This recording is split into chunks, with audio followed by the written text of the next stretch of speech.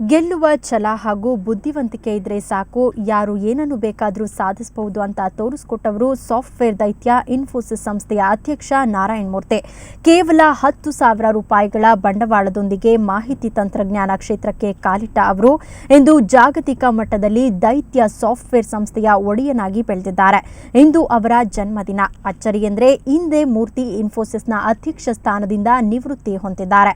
ತನ್ನ ಕನಸಿನ ಕೂಸಿನ ಜವಾಬ್ದಾರಿಯನ್ನ ಕಾಮತ್ಗೆ ನೀಡಿ ಇದು ತನಗಷ್ಟೇ ಅಥವಾ ತನ್ನ ಕುಟುಂಬಗಷ್ಟೇ ಸೇರಿದ್ದಲ್ಲ, ಜನರ ಕಂಪನಿ, ಪ್ರತಿಯೊಬ್ಬ ಪಾಲುದಾರನ ಕಂಪನಿ, ಪ್ರತಿಯೊಬ್ಬ ಉದ್ಯೋಗಿಯ ಕಂಪನಿ ಎಂಬ ಸಂದೇಶವನ್ನ ನೀಡುತ್ತಿದ್ದಾರೆ.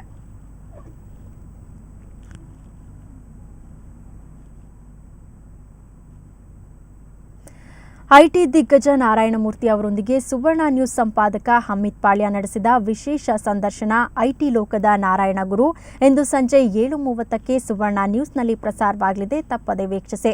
ಇನ್ನು ಸುವರ್ಣ ನ್ಯೂಸ್ನಲ್ಲಿ ಪ್ರಸಾರವಾಗುವ ವರದಿಗಳು, ವಿಶೇಷ ಕಾರ್ಯಕ್ರಮಗಳ ಬಗ್ಗೆ ನಿಮ್ಮ ಅನಿಸಿಕೆ, ಅಭಿಪ್ರಾಯಗಳನ್ನು ನಮ್ಮ ಜೊತೆ ಹಂಚಿಕೊಳ್ಳಿ. feedback@suvarnanews.in ಅನ್ನೋ ವೆಬ್ಸೈಟ್ನಲ್ಲಿ ನಿಮ್ಮ ಅಭಿಪ್ರಾಯಗಳನ್ನು ತಿಳಿಸಿ. ಇದಿಷ್ಟು ಈ ಕ್ಷಣದ ಪ್ರಮುಖ ಸುದ್ದಿ. ಇದೀಗ 6 ಪ್ರಸಾರವಾಗಲಿದೆ. ಕ್ಷಣದ ಸುದ್ದಿಗಾಗಿ ಸುವರ್ಣ ನ್ಯೂಸ್ 24/7 ನೋಡ್ತಾ ಇರಿ.